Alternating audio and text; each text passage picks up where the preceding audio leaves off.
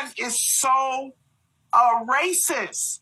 Like I'm tired of people not being able to deal with that word. I'm tired of it's not politically correct to call somebody exactly what they are. You are racist. If you're cutting out all black stuff, but you keep the English, you keep French, you're racist. And what makes me so upset is most of the people in this country don't agree with nothing that's going on. Nothing new here, as Florida Governor Ron DeSantis is once again claimed to be a racist and a dictator. And what's the reason why this time? It's because he has removed a Democratic district attorney by the name of Monique Worrell. So, of course, for her not just being black, but also being a woman, means Florida Governor DeSantis is also a misogynist. Wow.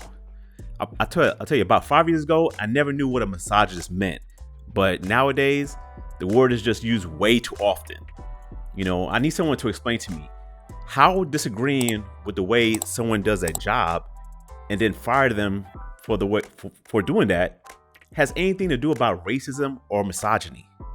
Especially when the district attorney, Worrell, has basically expected this. Ninth Circuit State Attorney Monique Worrell making it clear she anticipated being suspended by Governor Ron DeSantis, but she is not going quietly. I am your duly elected state attorney for the Ninth Judicial Circuit, and nothing done by a weak dictator can change that. For well over a year now, Worrell has been the subject of constant criticism by the governor, which she says is all politically motivated. Under this tyranny, elected officials can be removed simply for political purposes and by a whim of the governor. And no matter how you feel about me, you should not be okay with that. In the 40-page executive order, DeSantis accuses Worrell of neglect of duty and incompetence. Yeah, neglect of duty, not racism or misogyny.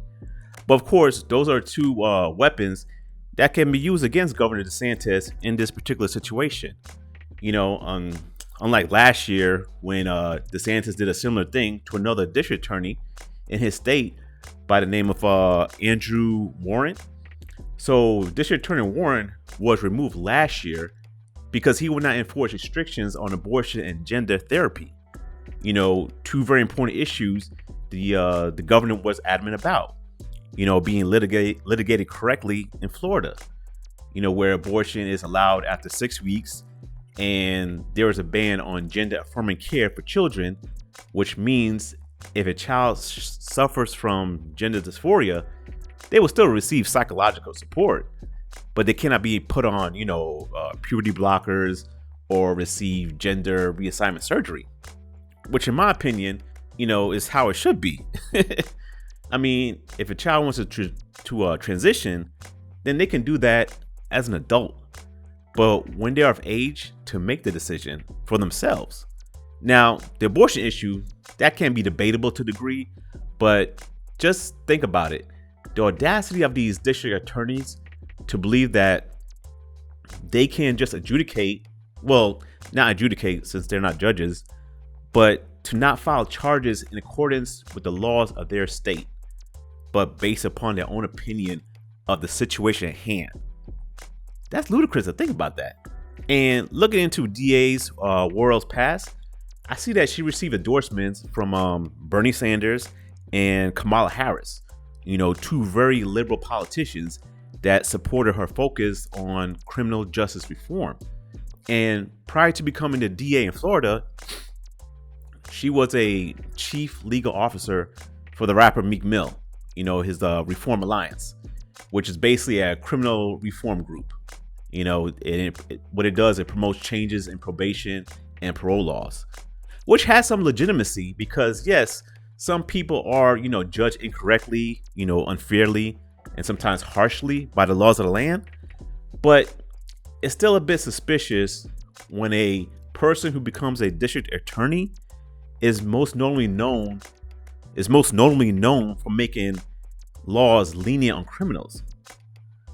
So then I ask myself, How are these DAs so emboldened and feel justified in their rogue decision making? And I said to myself, well, just gotta follow the money trail.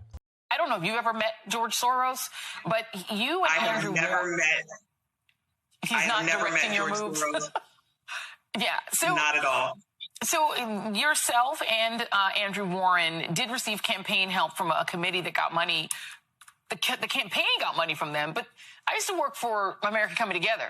All our money, most of it came from George Soros. I had never met George Soros either. It is a strange way of doing it, but if he can get the word George Soros in, this is the way I think he thinks he's going to help himself politically. Yo, this news anchor, Joy Reid for MSNBC, I mean, she's an idiot. I ain't gonna lie. And an obvious plan for George Soros. You know, as she tries to make us believe that just because you receive money, you know, or funds from George Soros does not mean anything because you never met him. Like, what? What does meeting George Soros has to do with anything? You know, the fact that you receive donations from him to your political action group says it all. You know, these DAs are clearly heavily influenced by George Soros, the Hungarian billionaire who promotes progressive ideologies like, you know, criminal reform. So Monique Worrell is a beneficiary of Mr. Soros, as she received approximately $60,000 from a George Soros-led PAC called Justice and Public Safety. Therefore, she and other DAs like Alan Bragg up there in New York are heavily supported to promote liberal, soft on crime policies. And the most popular, and I believe the first district attorney that was publicly supported by a George Soros PAC was no other but former DA Kim Foxx from Chicago.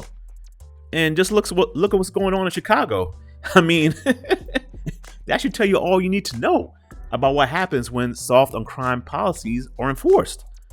So, to me, it sounds like Governor DeSantis doesn't want cities in Florida to end up like Chicago. Can't blame him for that. I mean, here are a few great examples of how DA Monique Worrell was being lenient on crime and what they have resulted into. There is a new state attorney in charge tonight. Governor Ron DeSantis suspended Monique Worrell, putting in her place Orange County Judge Andrew Bain. Thanks for joining us. I'm Luann Sorrell. And I'm John Brown. This comes after months of public feuding between the governor and Worrell over how her office is handling some high-profile cases here in Central Florida. Now, we first asked Worrell about the way her office handles these cases back in January. We asked because the two suspects in an armed robbery of an Amazon driver were convicted felons who were already out of jail. The governor got involved in February when Keith Moses was arrested for a mass shooting in Pine Hills. He asked Worrell why the man was out of jail with his criminal history. Moses had several run-ins with the law, but had only one drug offense on his record as an adult. Then in June, Worrell was on defense again after a rape suspect was arrested. He had just been released from jail in a carjacking case. That case, by the way, didn't produce any charges because her office could not find the victim. And that brings us to the most recent incident. Two Orlando police officers were shot during a traffic stop by Dayton Veal. Critics say that Veal never should have been out of jail after being arrested earlier this year accused of raping a child. He posted bond and was then released. Look at that last one. How does a man suspecting of sexually abusing a child get bonded to where he's back on the street? Huh?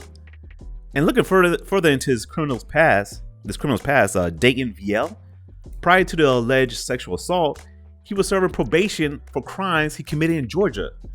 I mean, what the hell? I mean, come on, man. How does that make sense?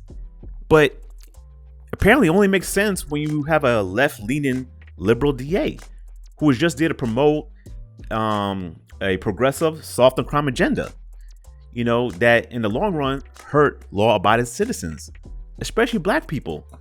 Because if you recall in a news video, the four examples, each of them were black offenders. And we know crime is normally committed in close proximity, you know, so there is a high probability that the victims of these criminals are who else but black people. And yet you want me to believe that Ron DeSantis is a racist? Man. Now, I'm not saying Ron DeSantis is not a racist because I don't know the man personally, but I'm not going to say that he is racist because he fired a black woman. But based on his actions here, it tells me that Governor DeSantis is a man about law and order. So, to me, DeSantis is basically getting the Trump treatment, probably due to the fact that he might be a liable threat in the general elections. If Trump is not able to run due to litigation issues. I think as of right now, I believe Trump just got served his fourth indictment in Georgia. So, like I said, that's what it looks like to me. But let me know. Leave a comment down below. Tell me, is Governor Ron DeSantis racist? Or this is just all liberal media propaganda?